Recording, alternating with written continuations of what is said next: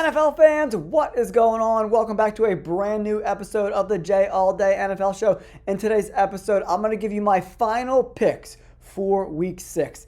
Things started out a little rocky. My Philadelphia Eagles got their absolute asses handed to them in North Jersey by the New York Football Giants. The Eagles are an embarrassment right now, man. They haven't been playing well at all whatsoever.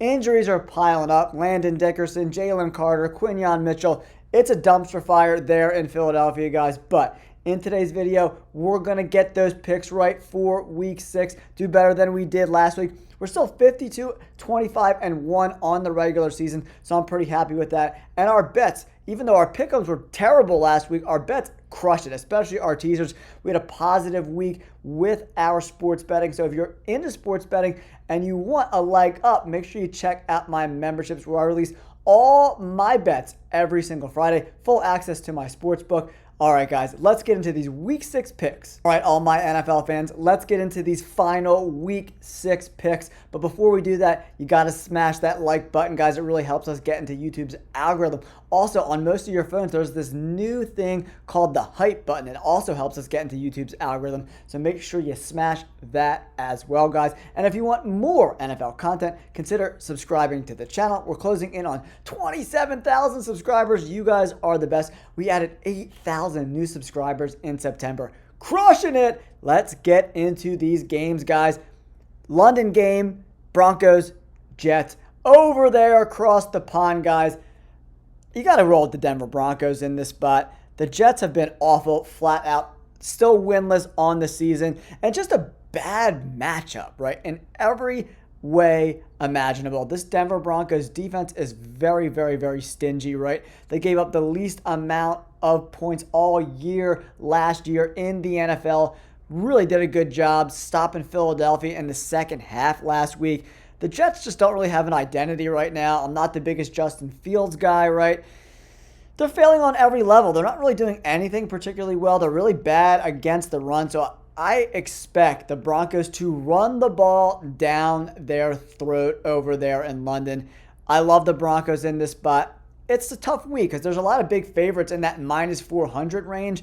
And a lot of these big favorites, especially the last couple of weeks, have been losing, right? So we got to be careful when we're betting heavy on big favorites because, like, the juice sometimes is not worth the squeeze when you look at it mathematically with your bets over time, right, guys? So I'm going with the Denver Broncos to get a big W here in London over the Jets. Nick Bonito leads the NFL in sacks with 7. I expect him to get 1 or 2 more versus the Jets. I love the Broncos in that spot. All right, next up, guys, we got a really fun matchup. LA Rams taking on the Baltimore Ravens, right? The Ravens have been terrible. Lamar Jackson has been officially ruled out in this spot. Cooper Rush, again, going to be the quarterback there. This defense has been decimated with injuries. They're trading away guys on the defense.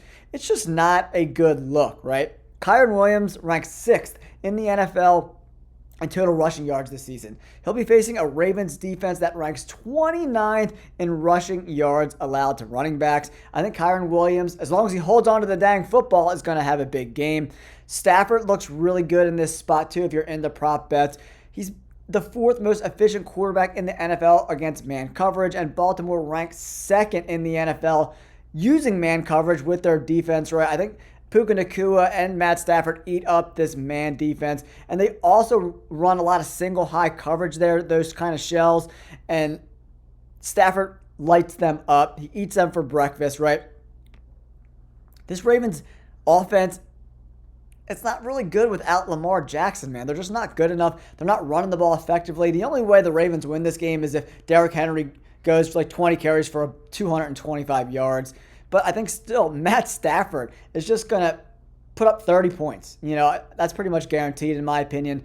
I like Matt Stafford to get a big W here on the road. That doesn't make a difference to me. I think Devontae Adams and Puka Nacua are going to eat in this spot, guys. I love it. I love it. I love it. I'm going with the LA Rams to beat the Baltimore Ravens.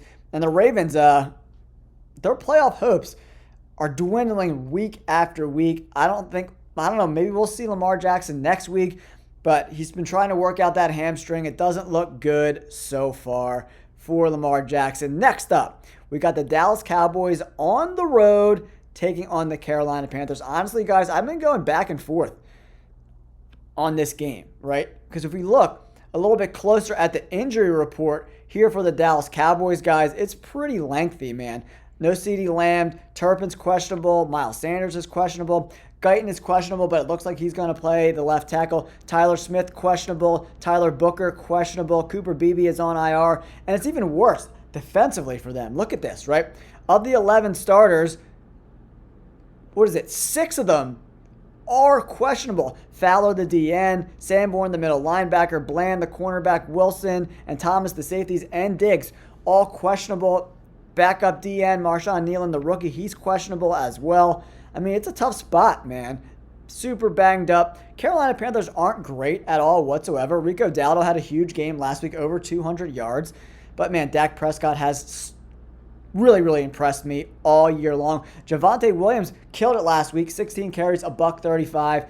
I mean, they're doing a lot with not a lot of help on the offensive line, right? So, Carolina, they lack a lot of depth on the offensive line with Robert Hunt and Austin Corbett both on IR, right? So, can this Dallas Cowboys defense step up in this spot? I don't know, man. A lot of questionable guys, a lot of injuries on both sides of the ball for the Dallas Cowboys, man. Oh, my gut is telling me that the Panthers are somehow going to win this game.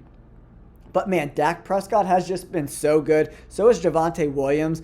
And I just trust Dak more right now than I trust Bryce Young to make less mistakes, right? This is going to be a turnover matchup. Whoever has the most turnovers is probably going to lose in this spot. And I think Dak Prescott is just going to be more efficient.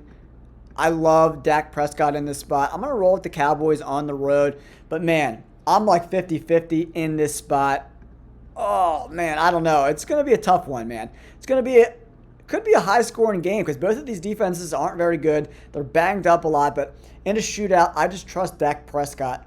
He looks so good. He might be the MVP of the NFL right now, especially because he's doing it with no CeeDee Lamb and a banged-up offensive line. Crazy, crazy productive for the shitty hand he's been dealt this season with injuries, right?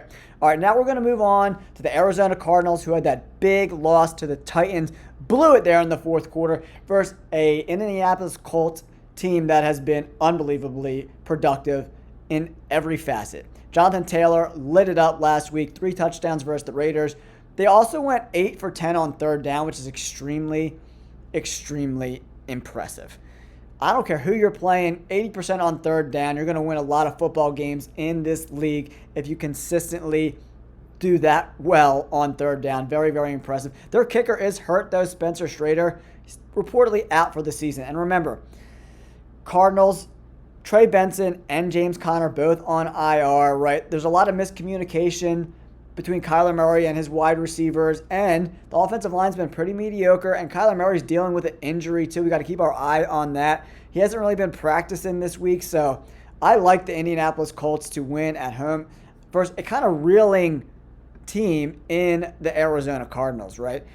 They don't play good football, and what I want to do moving forward is target teams that are playing like shit, like the Eagles. They just are playing bad football, right? So we want to especially teams that were like the Giants being a 5.5 point dog. I did take them in the spread, the Giants, because I didn't think the Eagles, if they were going to win, they were going to win by a lot, right?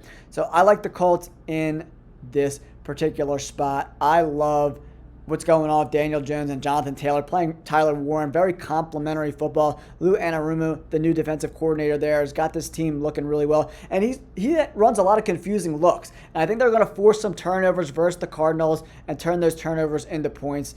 I love the Colts here in Week 6. Next up, we got the Seahawks and the Jaguars, man. Another game I've been going back and forth on all week long. One thing I want to talk about is the injuries to Jacksonville. Remember, they're on a short week, and offensive line-wise, 4 out of the 5 starting offensive linemen are all questionable going into Sunday's game as of today, guys. That's not a good look, man. Not a lot of depth.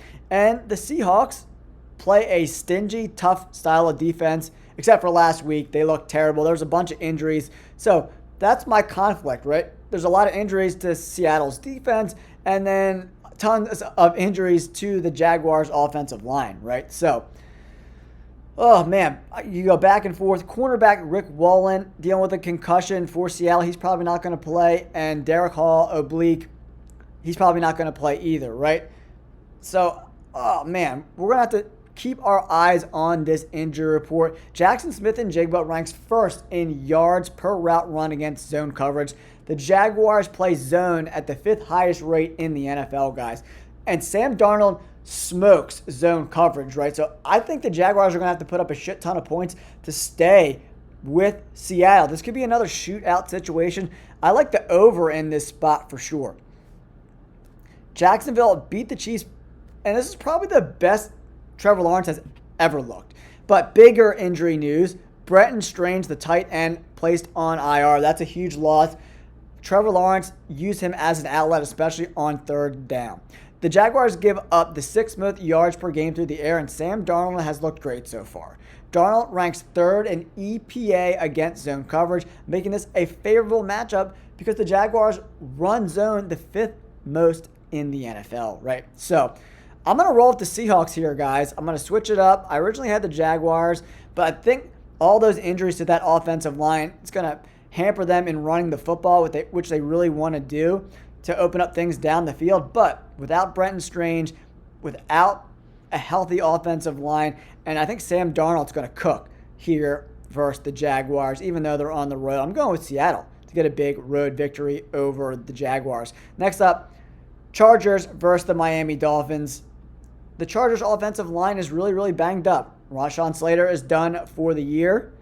Joe Alt probably not going to play this week. You know, the Miami Dolphins blitz a lot. Like one of the most blitz-heavy teams in the NFL. That offense is really, really bad. They can't run block at all. Of all their starters, no one has over a 50 rush block grade on this Dolphins offensive line, right? So that's not a good look. Amarion Hampton, he's out, right? So this game could really go anyway, really. I mean, it's going to be another one of those turnover games, right? What defense can make the other team get some turnovers, right? But Justin Herbert ranks 6th in PFF passing grade when he's facing the blitz, and the Dolphins blitz at the 3rd highest rate in the NFL.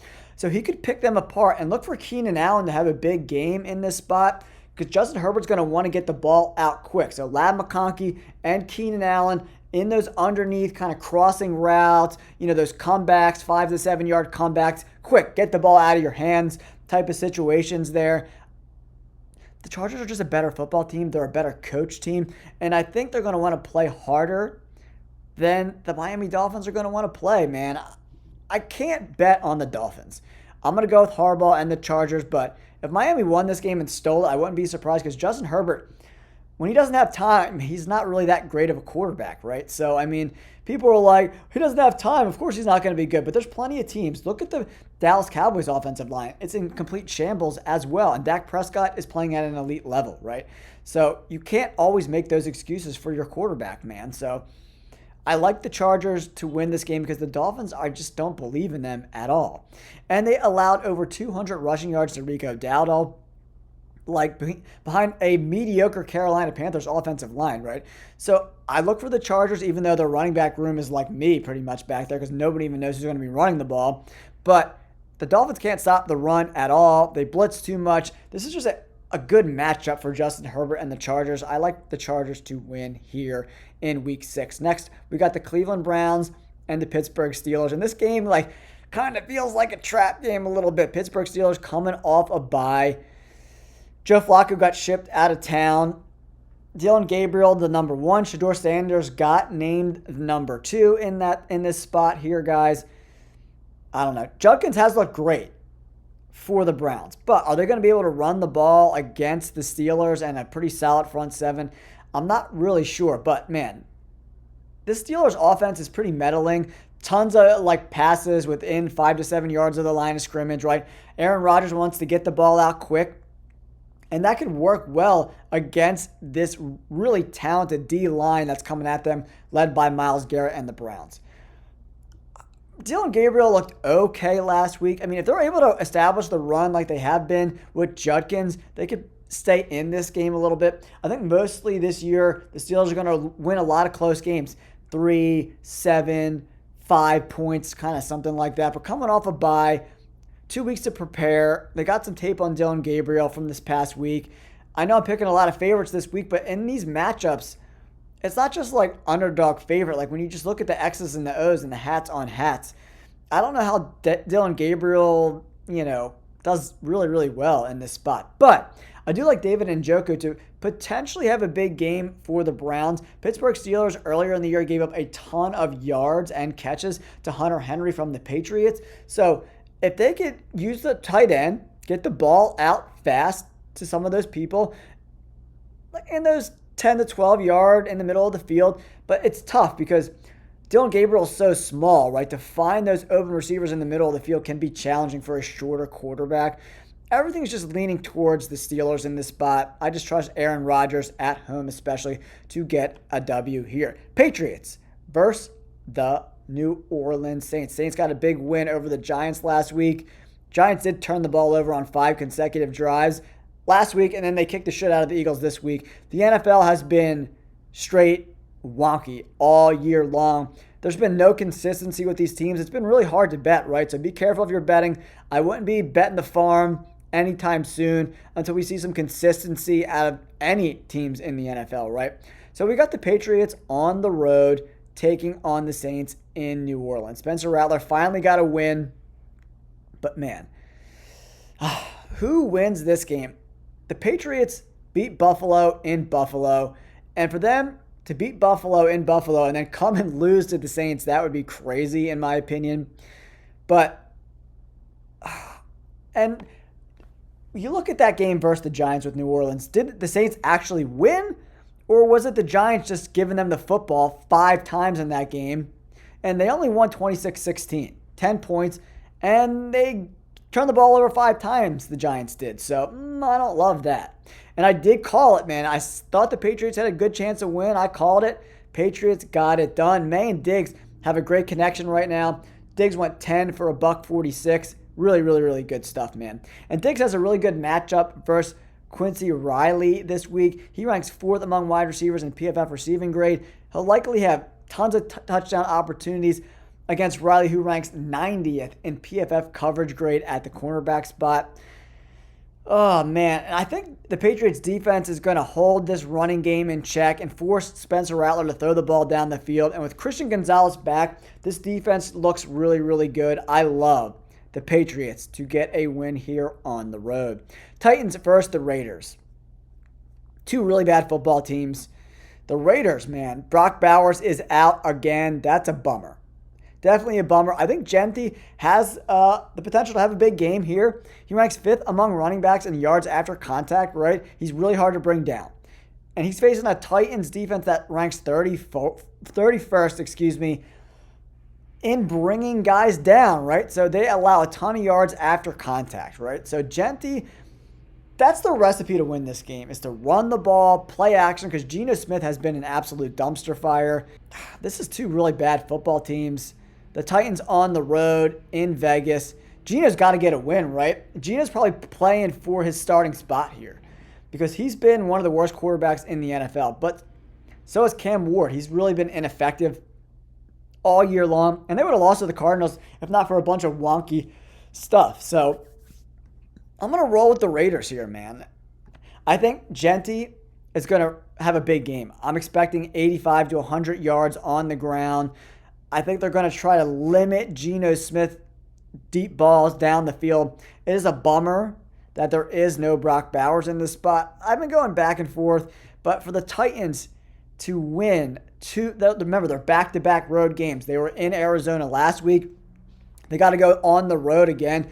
To win back-to-back road games in the NFL is really, really tough, especially for the worst team in the NFL. So I'm going to roll with the Raiders. Next up, a game I've been going back and forth on all week long. 49ers at the Tampa Bay Buccaneers, right?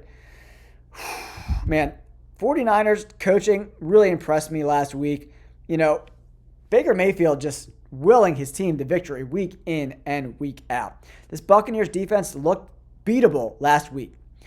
There are some concerns for me. Brock Purdy's not 100% healthy. Mac Jones is coming up on injury reports. They don't have one healthy quarterback on this roster. I expect Christian McCaffrey to be used a lot in the passing game. He ranks second in target rate for running backs coming out of the backfield. And Tampa Bay ranks dead last in the NFL, giving up receiving yards. The linebackers have been awful. I expect Christian McCaffrey to catch the ball a lot out of the backfield, probably 7-8 receptions on 10 to 15 targets, right?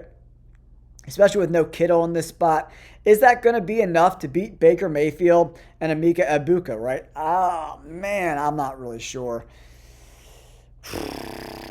Man, this is a tough one, guys. This is one of the hardest decisions for me this week. No Mike Evans. It doesn't look like Bucky Irvin's going to play either again. The defense looked really shaky last week. And Robert Saleh has this young 49ers defense playing pretty well. Man. What are we going to do here? What are we going to do? I originally picked the Tampa Bay Buccaneers, but you know what? Oh, but Mac Jones isn't healthy. Oh, God, man, I don't know. They know the ball's going to go to Christian McCaffrey a lot in this spot, and I expect Todd Bowles to kind of figure that out. They got to figure that out on a way to stop Christian McCaffrey. They could stop him, they win this game. I'm going with the Buccaneers, even though it's 50-50. Maybe I switch my pick last minute. We'll see. But as of right now, Tampa Bay Buccaneers. I'll put out a post on my page if I switch this pick. This is the game I'm most on the fence on this week. The most 50-50 game in my opinion. Next up, Packers, Bengals. I'm just going to go with the Packers here, man. I mean, the Bengals trading for Joe Flacco has got to be the dumbest move of all time. The Packers are coming off a bye. Flacco's already played and beat Green Bay earlier this year. That would be some shit if he beat them twice in 1 year. But I don't see that happening because they won that game because the Browns' defense was really, really, really good and kept them in the game. The Bengals' defense is really, really, really bad. Josh Jacobs is going to have a huge game in this spot. I like the Josh Jacobs over prop here against the Bengals. I don't care if Shamar Stewart plays or not. If the Packers lose this game, I don't know. I don't know what to say. But yeah, I don't have a lot to say about this game. Packers get it done. Sunday Night Football, Lions versus the Chiefs. I originally went in the Chiefs earlier in the week, but I'm switching. I'm going with the Detroit Lions. Here's why. This Kansas City Chiefs offense and defense, they're both not firing on all cylinders, right? The defense pretty much allowed Trevor Lawrence to go up and down the field on most drives, right?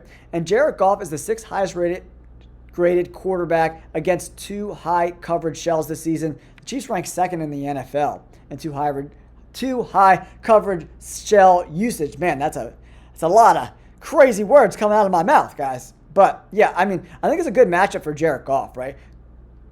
Goff also has 478 passing yards off of play action and ranks second most among quarterbacks getting yards via play action. And the Chiefs are the worst defense in the NFL off of play action, right? And they're going to be able to establish the run. So I think Jared Goff's going to have a lot of openings down the field off of play action. The more I dig deeper into this game and the matchups, I love the Lions in this spot. Lions all day long. Here's another game I'm on the fence on. Monday Night Football, Bills versus the Falcons. I don't know who the Falcons are. They got blown out by the Panthers, and then they're winning games, they're losing games. They're very inconsistent, right? Can the Buffalo Bills bounce back after that tough loss to the Patriots at home? Losing back-to-back games would be a huge bummer, right? Huge bummer, right? Josh Allen is PFF's highest graded quarterback for a single high coverage shells. Atlanta runs single high at the highest rate in the NFL. I think it's a big day for Josh Allen. And this defense has got to step up. They've been terrible, straight up. There's a lot of injuries on the defensive side of the ball. This could be another game where the over is in play. Bijan Robinson is probably going to have a big game. But Michael Penix Jr. only throws the ball outside the numbers. He has no usage at all in the middle of the field, right? So coaching-wise, and when you put on the film, if you can eliminate outside the numbers passing game and force him to throw the ball over the middle of the field, you can get a lot of inconsistency from Michael Penix Jr. And if I can identify that from the tape and the stats, I think the Buffalo Bills defense can do it. Hopefully. I'm going with the Bills here to win this game. But honestly, guys, I would not be shocked if Atlanta won this game But I just trust Josh Allen a little bit more than I trust Michael Penix Jr. He's very one-dimensional, right? He throws the ball outside the numbers in those intermediate routes and the check down routes to Bijan Robinson, and then he throws outside the numbers deep.